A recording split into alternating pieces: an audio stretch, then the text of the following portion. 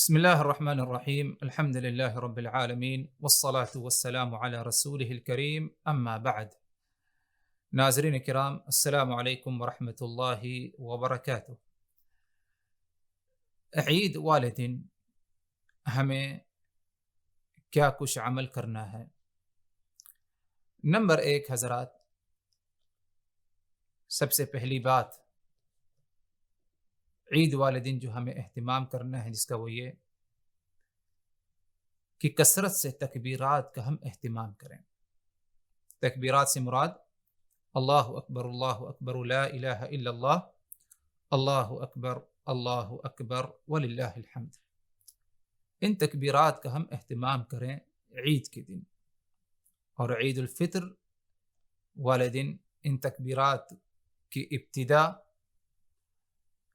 رمضان کا آخری دن ختم ہوتے ہی، یعنی جیسے ہی چاند کا اعلان ہوا یا 30 دن مکمل ہوا، سورج ڈوب گیا، تو اب اس کے بعد سے ہم ان تکبیرات کا اہتمام کریں،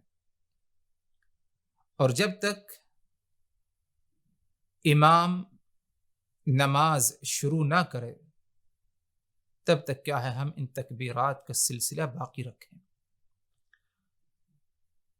اور ان تکبیرات کا جو ہمیں اہتمام کرنا ہے، تکبیرات کو پڑھنا ہے، تنہا ہم پڑھیں، آواز بلند کریں، لیکن اجتماعی طور پر ان تکبیرات کا اہتمام کرنا، اس کا کہیں سے ثبوت نہیں ملتا۔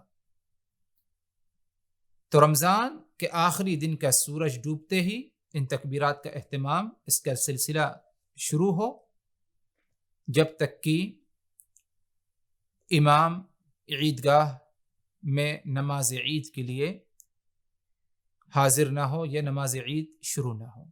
یہ مکمل وقت رات کو اور صبح نماز فجر بعد، جب تک کہ نماز عید شروع نہ ہو جائے، ان تکبیرات کا اہتمام ہمیں کرنا چاہیے، سلسلہ باقی رکھنا چاہیے۔ اسی طرح ایک دوسرا حکم یا دوسرا عمل عید والے دن، خاص طور پر عید الفطر والے دن، کہ جب نماز کے لیے نکلنے کا ارادہ ہو تو طاق عدد کھجور کھا کر کے ہم نکلیں۔ یہ عمل رسول اللہ صلی اللہ علیہ وسلم سے ثابت ہے۔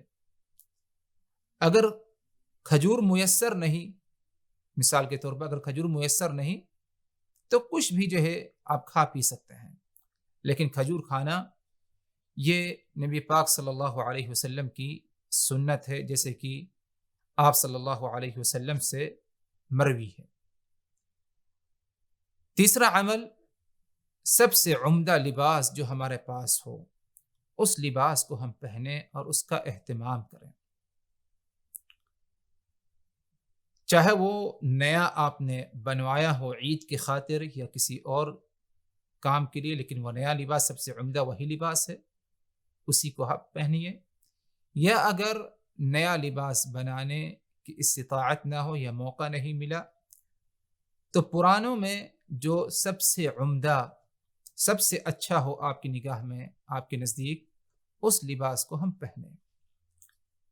اور لباس عمدہ پہن کر نماز عید کے لیے عیدگاہ میں حاضر ہونا، یہ حکم مردوں کے لیے ہے، کیونکہ عورت کو اپنی زیب و زینت ظاہر نہیں کرنا، تو اسی لیے مرد زیب و زینت کو ظاہر کریں عمدہ لباس کے ذریعے، لیکن عورتیں اسے کیا ہے، پوشیدہ رکھیں۔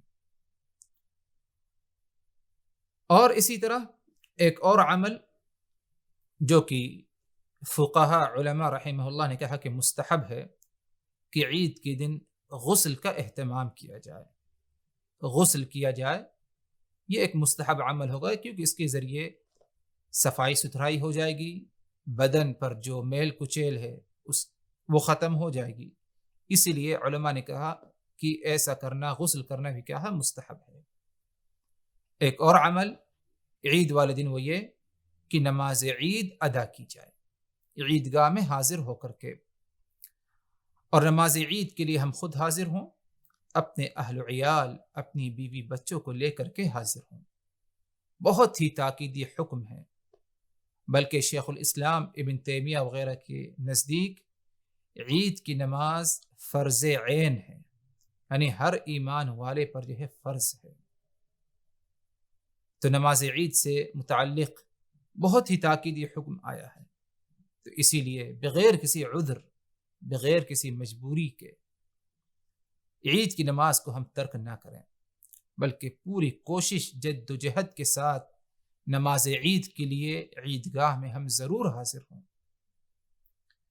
رسول اللہ صلی اللہ علیہ وسلم نے یہاں تک کہ عورتوں کو بھی مسجد میں یا عیدگاہ میں نماز عید ادا کرنے کے لیے حاضر ہونے کا حکم دیا۔ وہ عورتیں جو کبھی گھر سے نہیں نکلا کرتی تھی شرم و حیا کے بنا پر، آپ صلی اللہ علیہ وسلم نے انہیں بھی حکم دیا کہ عیدگاہ میں عید کے دن ضرور حاضر ہوں۔ جس کے پاس چادر نہیں، پردہ کرنے کا انتظام نہیں، اپنے سہیلی کے ساتھ اس کی چادر، اس کے پردے میں شریک ہو جائے اور عیدگاہ میں حاضر ہو۔ یہاں تک کہ وہ عورتیں جو اپنے مخصوص ایام سے ہیں وہ بھی عیدگاہ میں حاضر ہوں، اگرچہ نماز نہیں پڑھیں گی لیکن مسلمانوں کے ساتھ دعاؤں میں شامل رہیں گی، اور جو برکات رحمتیں نازل ہوتی ہیں اس دن، اس سے کیا ہے، محروم نہیں رہ جائیں گی، بلکہ انہیں بھی وہ برکات حاصل ہوں گی۔ یہ بات الگ ہے حضرات کہ ہو سکتا ہے کہ ماحول کے بنا پر شاید امسال بھی عید کی نماز، چاہے ہندوستان ہو یا ہندوستان کے باہر جہاں مسلمان ہوں، شاید ایک ساتھ عیدگاہ میں یا مساجد میں اکٹھا ہو کر نماز عید نہ پڑھ سکیں۔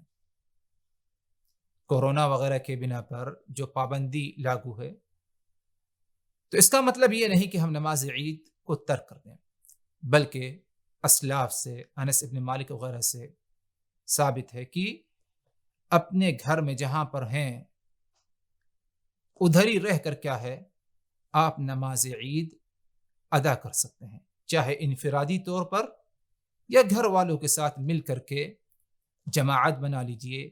جو قرآن زیادہ جانتا ہو، پڑھنا، شرعی مسائل کا علم رکھنے والا ہو، وہ امامت کرائے اور باقی لوگ اس کے پیچھے کھڑے ہو کر کیا ہے، نماز عید ادا کریں۔ تو اگر عید جگہ جانا، مسجد میں جا کر کے نماز عید ادا کرنے پر پابندی ہو لاک ڈاؤن وغیرہ کے بنا پر، تو اپنے گھروں میں کیا ہے، نماز عید ادا کی جا سکتی ہے۔ عید والے دن عید کی نماز سے فارغ ہو کر کے ایک دوسرے کو عید کی مبارکبادی دینا، یہ بھی ایک مستحب عمل ہے۔ کسی بھی اچھے جملے کے ذریعے ایک دوسرے کو مبارکبادی دی جا سکتی ہے۔ عید مبارک اگر کسی نے کہہ دیا کہ آپ کو عید مبارک ہو تو جائز ہے، اور ہمارے اسلاف سے جو ثابت ہے، جب ایک دوسرے سے ملاقات ہوتی عید کے دن تو مبارکبادی دیا کرتے، تقبل اللہ منا ومنکم، اللہ تبارک و تعالی مجھ سے اور آپ سے قبول فرما لے ان تمام اعمال کو جن کا ہم نے اہتمام کیا تھا ماہ رمضان میں۔ اس جملے کے ذریعے مبارکبادی دینا زیادہ بہتر، زیادہ افضل ہوگا، ورنہ اگر اس جملے کے ساتھ کوئی اور جملہ ملا دیا جائے یا کوئی اور بات کے ذریعے مبارکبادی دینا چاہیں تو اس میں انشاءاللہ کوئی مذائقہ، کوئی حرج نہیں۔ اگر عیدگاہ یا عید کی نماز جماعت کے ساتھ ادا کرنے کے لیے گھر کے باہر ہم حاضر ہوئے عیدگاہ وغیرہ، تو ایک سنت اور رہ جاتی ہے، جب گھر کی طرف ہم لوٹ کر کے آئیں تو راستہ بدل کر کے آئیں۔